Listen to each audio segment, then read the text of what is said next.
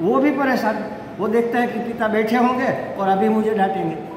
देखो क्यों दिक्कत हुई, आप पिता के रोल में बैठे हुए, आप कहाँ बैठे हैं, किसको दुख हो रहा है, या तो पिता को या माता को, किसी को नहीं तो पुरुष को, स्त्री को, और उसको भी नहीं तो मनुष्य को। मैं मनुष्य हूँ ऐसा माना तभी तो दुख हो रहा है ना। मैं मनुष्य हो ही नहीं सकता, मैं तो अनंत चैतन्य हूँ, मनुष्य का रोल अदा कर रहा हूँ, मनुष्य का वेश पहना हुआ है, और उसमें भी मैं माता हूँ, मैं पिता हूँ, मैं भाई हूँ, मैं बहन हूँ। ये मेरी भूमिका है। तो भूमिका को मैं मान लेने से दुख होता है। तो ये माया का काम है। देखो महाराज, ये माया मिटती नहीं, मन मरे। बहुत सुंदर वाक्य अभी याद नहीं आ रहा मुझे, कबीरदास जी का है, मन मरे। हाँ हाँ, बस वही।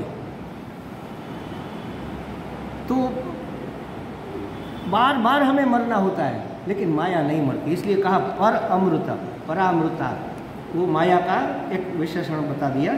तो प्रारब्ध क्षय होने तक इस देह का अस्तित्व बना रहता है, और प्रारब्ध का क्षय होते ही स्थूल और सूक्ष्म देह दोनों नष्ट हो जाते हैं। अच्छा, अब ये परिमुच्यंती, ये परांत काल, एक शब्द इसमें ये भी आया। परांत काल माने क्या? सामान्य लोग जब, हमारी सबकी जब मृत्यु होती है तो ये शरीर की मृत्यु होती है, स्थूल शरीर की। सूक्ष्म शरीर की मृत्यु नहीं होती। सूक्ष्म शरीर में कामना और वासना रहती है। जो वासना रह गई, जो कामना रह गई, उसकी पूर्ति के लिए वैसा जन्म मिलेगा। एक उदाहरण मैं बार बार देता हूँ कि आजकल लोग अमेरिका बहुत जाते हैं ना, अमेरिका, ऑस्ट्रेलिया, परदेश जाते हैं। मतलब तो हमारा मामा परदेश गया, हमारा छोटा भाई परदेश गया, हमारा पड़ोसी परदेश गया, उसकी बेटी पढ़ने गई, इसका बेटा पढ़ने गया। हमें भी लगा हमें अमेरिका जाना है, हमें भी अमेरिका सब जा रहे हैं, अमेरिका हमें जाना है, हमें अमेरिका में रहना है। बस ऐसा अंदर इतनी इच्छा हो गई, इतनी इच्छा हो गई, लेकिन इच्छा की पूर्ति होने से पहले मर गए, देह छूट गया। अब क्या करें? तो गए वहाँ ऊपर, चित्रगुप्त बैठे थे, भगवान को, भगवान इसको क्या करे? तो क्या देख लो इसकी क्या इच्छा थी, वहाँ भेजो। तो उसका, उसकी इच्छा तो अमेरिका में जाने की थी, तो भेज दो अमेरिका। लेकिन महाराज उसके कर्म तो कौवे के हैं, तो अमेरिका का कौवा बना दो। अमेरिका भी मिल गया, जैसा कर्म था उसका फल भी, या उसके कर्म कुत्ते के थे, अमेरिका का कुत्ता बना दो। हमारी कामना, अधूरी कामना, हमारी अधूरी वासना जो है, वह अंत समय में जो वासना हमारी अधूरी है उसके अनुसार हमारा नया जीवन जन्म होगा। अंतमति सो गति, अंतिम जो मति होगी। और अंतिम मति क्या होगी? पूरी जिंदगी जो किया है, जाना है, जाना है, अमेरिका जाना है, जाना है, उसको दृढ़ कर दिया, तो अंत में वही याद आएगा ना, तो वही गति होगी। तो हमारी मृत्यु के बाद अंतकाल, परम अंतकाल नहीं होता, टेम्पररी। इस यह शरीर छोड़ा, दूसरा पकड़ा। लेकिन महात्मा का परामृतात्, कि वह अमृत को परांत काल है, परम अंतकाल। परांत काल माने परम, फिर से जन्म नहीं लेना उसको, कोई कामना ही नहीं है ना। कुछ कमी होगी तो कामना होगी कि अभी हमारे पास ये नहीं है, ये अगर हमारे पास होता तो बड़ा मज़ा आता, ये भोग हमने नहीं भोगे, ये क्या कहते हैं वो, हमने सब खाया लेकिन इटालियन पिज़्ज़ा नहीं खाया, तो वो कामना रह गई, तो खाने के लिए फिर से आना पड़ेगा। अरे महाराज, लेकिन आपका तो कर्म ऐसा नहीं है, इटालियन पिज़्ज़ा तो कौन खाएगा? जो पैसे वाला है वही तो खाएगा, मजदूरी करता है वो थोड़े कैसे खाएगा? लेकिन कामना तो रह गई। अब जन्म होगा, जन्म मनुष्य के है नहीं, तो कीड़े निकलते हैं ना कभी कभी पिज़्ज़ा में से, तो इटालियन पिज़्ज़ा का कीड़ा बनेगा। पिज़्ज़ा मिलेगा उसको, इटालियन पिज़्ज़ा ही मिलेगा। किसी ने बनवाया और फिर ऑर्डर कैंसिल करवा दिया, तो रख दिया। फिर कितने दिनों के बाद दूसरा ऑर्डर आया, तो सोचा कि चलो ये पड़ा है गरम, रेस्टोरेंट वाले फेंकते नहीं, ओवन में गरम करके भेज दिया। अब पड़ा पड़ा सड़ गया था, अंदर कीड़ा निकला। वो कीड़ा कौन था? मुझे इटालियन पिज़्ज़ा खाना है, ऐसी कामना करने वाला। कर्म के अनुसार फल मिलेगा, लेकिन आपकी इच्छा की पूर्ति होगी, आपकी वासना की पूर्ति होगी। भगवान के हम लाडले बेटे हैं ना, जो भी मांगते हैं भगवान देते हैं, लेकिन मिलता कैसे है? अपने कर्मों के अनुसार। मिल तो जाता है, कर्मों के अनुसार मिलता है, कर्मों के फल के रूप में मिलता है।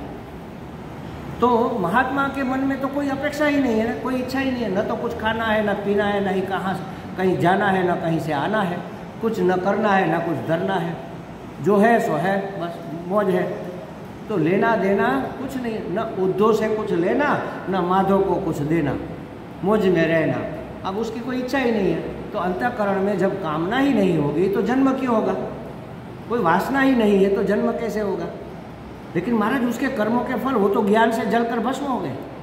ज्ञान हो गया ना, ज्ञान से जो प्रारब्ध में नहीं है, पके नहीं, अभी संचित कर्म कहते हैं उसको, जो जमा हमारे कर्म होते हैं, अनेक जन्मों के ढेर का ढेर कर्म पड़े हैं, वो सब जलकर, ज्ञान से जलकर भस्म हो जाते हैं। गीता जी ने कहा ज्ञानाग्नि भस्मसात कुरुते तथा, सब कर्मों को ज्ञान अग्नि भस्म कर देती है। तो अब नए कर्म नहीं बचे, उसको भोगने की जरूरत नहीं रही, कोई कामना नहीं है, कोई इच्छा नहीं है, तो जन्म लेने की जरूरत नहीं रही।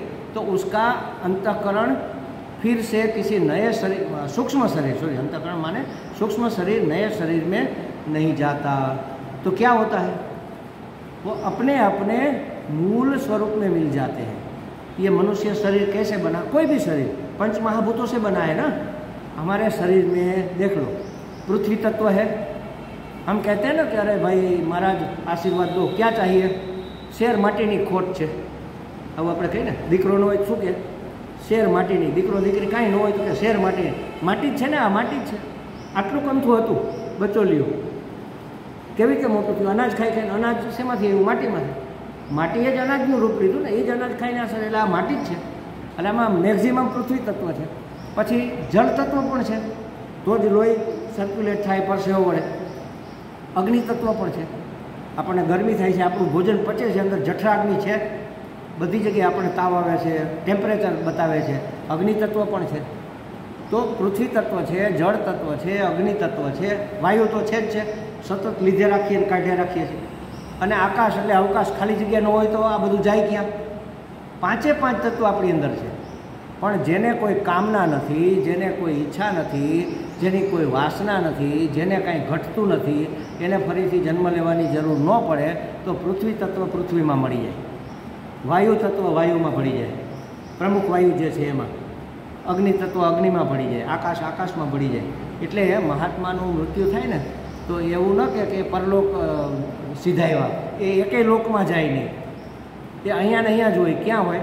એ પરિચ્છિન્ન ચૈતન્ય, એક શરીરમાં જે ચૈતન્ય અભિવ્યક્ત થતું હતું એ હવે વ્યાપ્ત ચૈતન્ય થઈ ગયું, બધી જગ્યાએ વ્યાપ્ત થઈ ગયું। આપણા જે સદગુરુઓ દયાનંદજી મહારાજ ગયા તો એ ક્યાં છે અત્યારે? અહીંયા છે, આપણી વચ્ચે જ છે, કારણ કે વ્યાપ્ત થઈ ગયા ને, અનંત ચૈતન્ય બધી જ જગ્યાએ છે।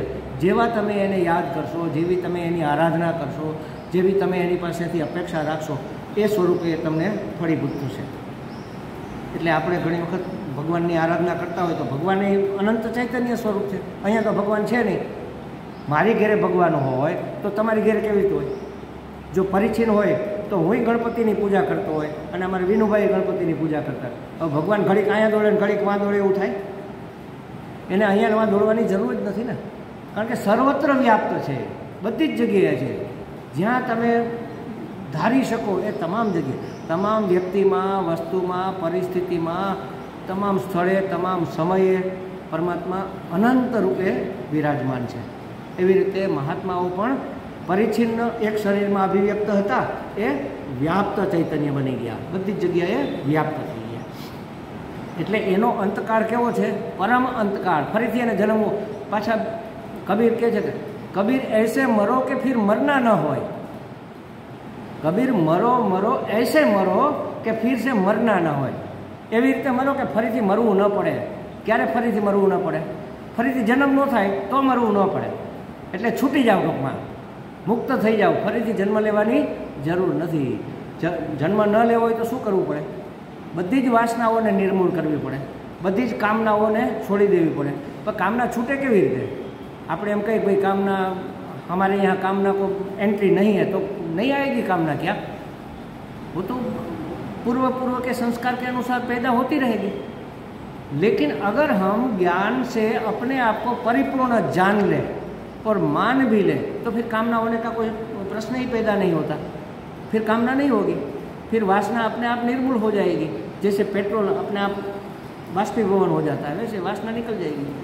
कुछ चाहिए ही नहीं ना, कुछ चाहिए, अगर कुछ कमी है, अपूर्णता है, तब तो कामना होगी, तब तो वासना होगी। अरे आज रसगुल्ला खाया, बड़ा मज़ा आया, फिर से खाएंगे। तो बड़ा मज़ा तो आपका स्वरूप है, आनंद तो आपका स्वरूप है, नहीं जानते। इसलिए निमित्त से प्रकट होने वाला आनंद हमने उसमें से निमित्त में मान लिया। ज्ञानी पुरुष की वासना निर्मूल हो जाती है, सभी कर्म भस्मसात हो जाते हैं। तो उसका अवसान, उसकी मृत्यु, उसका अंतकाल कैसा होता है? परांत काल है, परम अंतकाल, फिर से आना न पड़े, फिर से जन्म लेना न पड़े, इसलिए उसको कहा परांत काल है। अच्छा, एक जीवन मुक्त की इच्छा और वासना दोनों मिट जाते हैं। अगर हमें मिटानी है तो क्या करना होगा?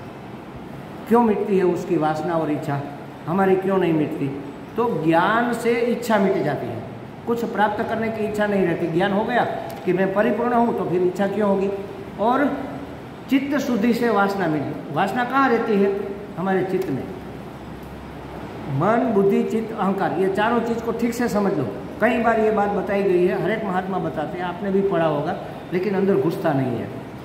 हमारा अंतःकरण एक ही है, समझ लो, एक ही अंतःकरण। जैसे एक तालाब है, बड़ा सा तालाब है बिल्कुल, और उसमें तरंग उठ रहा है। एक तरंग उठा, संकल्प विकल्प, ये क्या है? ये जो आ रहा है वो पशु घोड़ा है या गधा है? नहीं नहीं, घोड़ा लगता है। नहीं नहीं, ऐसा घोड़ा कैसे होगा? ये तो गधा लगता है। इधर जाऊँ या उधर जाऊँ, ऐसे संकल्प होते हैं ना। संकल्प विकल्पात्मक मनः, जब अंतःकरण में संकल्प विकल्प उठते हैं तब उसका नाम मन, उसी अंतःकरण का नाम मन। फिर निश्चय हो गया, नज़दीक, अरे अरे अरे ये तो गधा है, लेकिन बड़ा खाया पिया है तो घोड़े जैसा लगता है, तो निश्चय हो गया। निश्चय का नाम है ज्ञान। तो निश्चयात्मिका बुद्धि, उसी अंतःकरण में संकल्प विकल्प उठ रहे थे, तय नहीं कर पा रहे थे कि ये करूँ या वो करूँ, इधर जाऊँ या उधर जाऊँ, फिर तय हो गया बस इधर जाना है, तो ये निश्चय हो गया। तब उसी अंतःकरण का नाम हो गया बुद्धि। अब तक उसका नाम क्या था? मन। संकल्प विकल्प चल रहे थे तब तक उसका नाम मन था। अब संकल्प विकल्प बंद हो गए, निश्चय हो गया, अब उसका नाम बुद्धि है। एक ही अंतःकरण, अब उसका नाम बुद्धि है। जैसे समझो कि एक माँ है, घर में बच्चों को खिलाती है, कपड़े पहनाती है, और वो टीचर भी है स्कूल में। तो घर में माँ है, उसी के बच्चे उसी के स्कूल में पढ़ेंगे, तो वहाँ क्या होगे उसके लिए? शिक्षक। एक ही माँ भी है, एक ही स्त्री माँ भी है, और वही स्त्री शिक्षक भी है। तो इसी तरह संकल्प विकल्प करने वाला अंतःकरण मन कहलाता है, और जब निश्चय हो जाए तब उसका नाम बुद्धि है। और चित्त क्या है? हम अपनी इंद्रियों से जो अनुभव करते हैं, वह अनुभव कहीं एक जगह संग्रहित होते हैं, स्टोर होते हैं, एल्बम बनता है। फोटो निकाला कि ये पुरुष है, ये स्त्री है, कैसे पता? रात को सो गए, अब सुबह उठकर कुछ याद नहीं रहा, तो फिर क्या करेंगे? देखेंगे, तुरंत पता चल जाएगा, अरे ये तो माँ है, ये तो पिताजी है। डॉक्टर सोता है तो डॉक्टर ही उठता है ना, इंजीनियर बन के उठेगा तो फिर क्या होगा? तो हमने क ख ग घ सीखा है, तो कहाँ पर स्टोर किया हुआ है? सो गए, सब भूल गया, तो सुबह में उठकर फिर से पढ़ने बैठना पड़ेगा ना। ऐसा नहीं होता। वो स्टोर रूम में, एल्बम में उसकी फ़ोटो रखी हुई है कि ऐसा ऐसा होता है, वह सांप होता है। तो ऐसी चीज़ हम जब, अरे ये सांप है, कैसे पहचाना? एल्बम में देखा हमने, हमारा मन गया बुद्धि के पास, बुद्धि ने एल्बम खोला और देखा, अरे ऐसी चीज़ तो सांप कहलाती है, ये काटेगा तो मर जाएंगे, भागो। तो चित्त में सभी इमेज, जो हमारे इमेज बनती है अनुभव की, आँख से देखा, हाथ से छुआ, ठंडा है, खुरदरा है, मुलायम है, नाक से सूंघा, अरे ये तो गुलाब की खुशबू है। तो कैसे पहचाना? यह खुशबू का इमेज चित्त में पड़ा हुआ था, तो पता चल गया कि ये गुलाब की है, ये मोगरे की खुशबू है, पता चल जाता है। कोई कुछ बन रहा है किचन में, हाँ कोई अड़दिया बनावे छे, कैसे पता चला?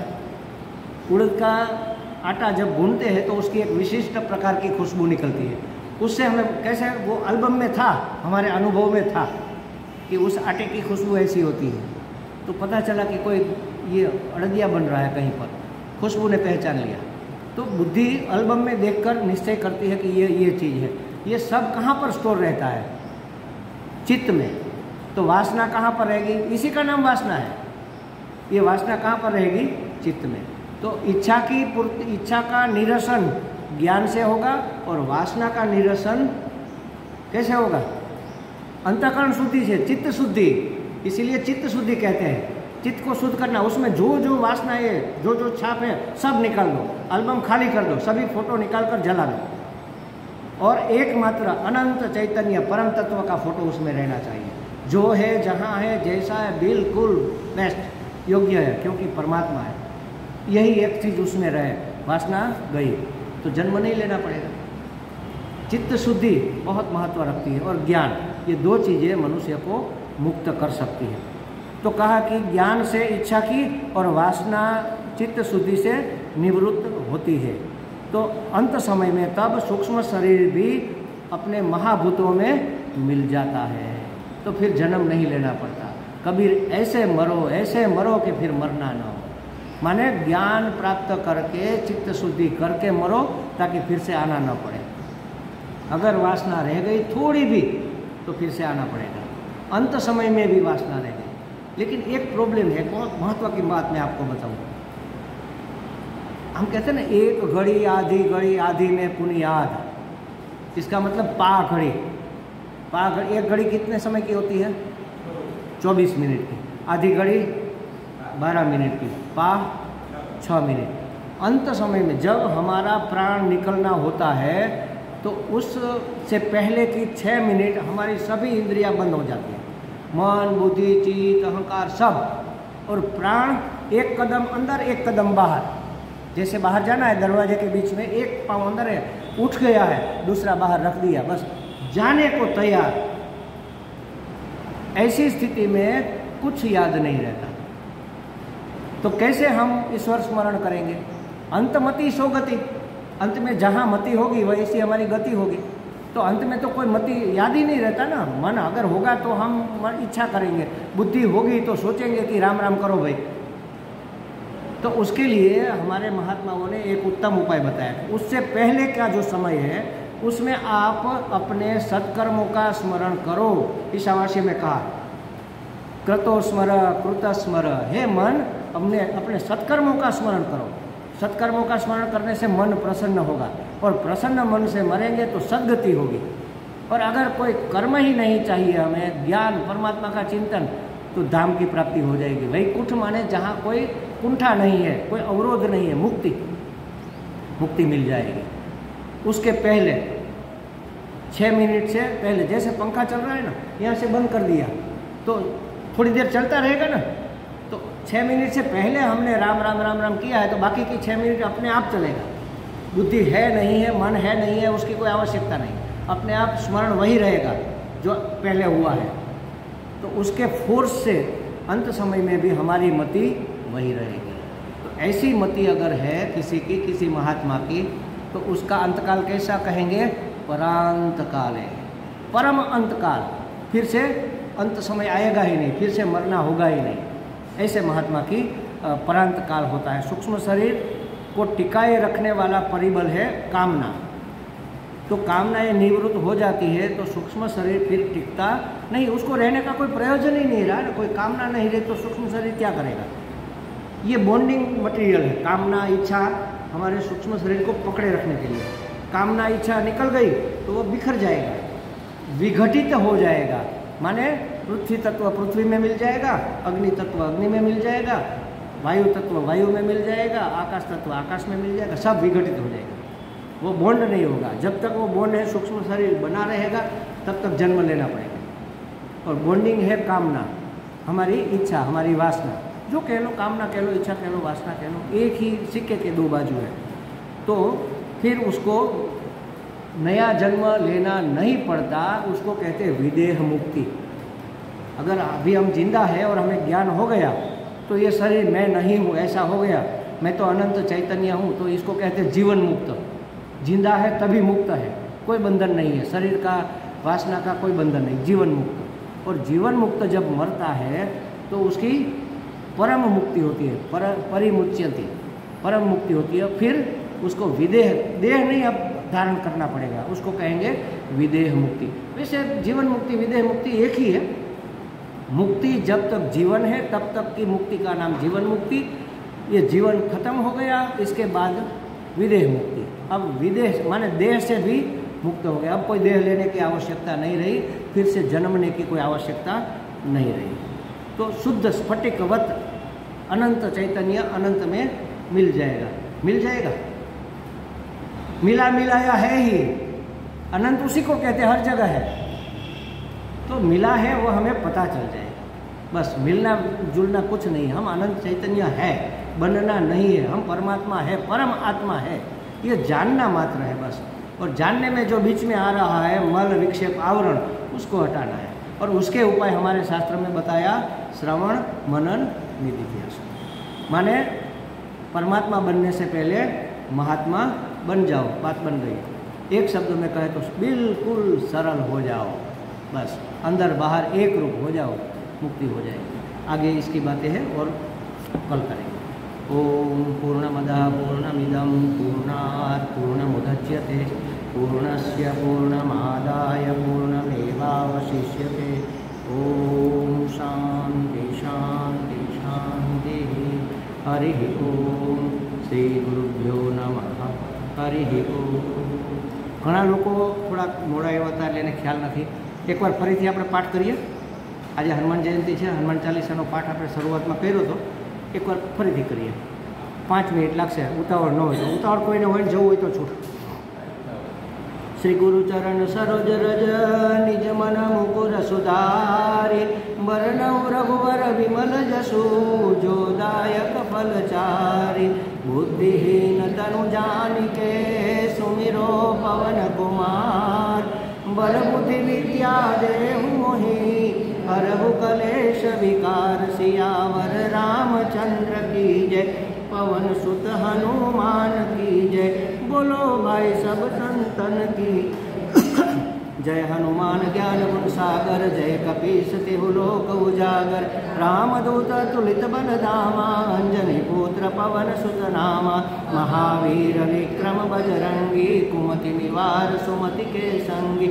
कंचन बरन विराज सुबेसा कानन कुंडल कुंचित केसा। हाथ वज्र और ध्वजा विराजे कांधे मुंज जनेऊ साजे। शंकर सुवन केसरी नंदन तेज प्रताप महाजगवंदन। विद्यावान राम काज करिबे को आतुर प्रभु चरित्र सुनिबे को रसिया। राम लखन सीता मन बसिया सूक्ष्म रूप धरि सियहि दिखावा। विकट रूप धरि लंक जरावा भीम रूप धरि असुर संहारे। रामचंद्र के काज सवारे लाए सजीवन लखन जियाए। श्री रघुवीर हरषि उर लाए रघुपति कीन्ही बहुत बड़ाई। तुम मम प्रिय भरत ही सम भाई सहस बदन तुम रोजस गावे। अस कहि श्रीपति कंठ लगावे सनकादिक ब्रह्मादि मुनीसा। नारद सारद सहित अहिसा जम कुबेर दिक्पाल जहाते। कवि कोविद कहि सके कहाते तुम उपकार सुग्रीव ही कीना। राम मिलाए राजपद दीना तुम्हारो मंत्र विभीषण माना। मुक्तेश्वर जुग सहस्र जो जन पर भानु। लील्यो ताहि मधुर फल जानु। प्रभु मुद्रिका मिलि मुख माहि जलधि लांघि गए अचरज नाहि। दुर्गम काज जगत के जेते सुगम अनुग्रह तुम्हारे देते। राम दुआरे तुम रखवारे होत न आज्ञा बिनु पैसारे। सब सुख लहे तुम्हारी सरना तुम रक्षक काहू को डरना।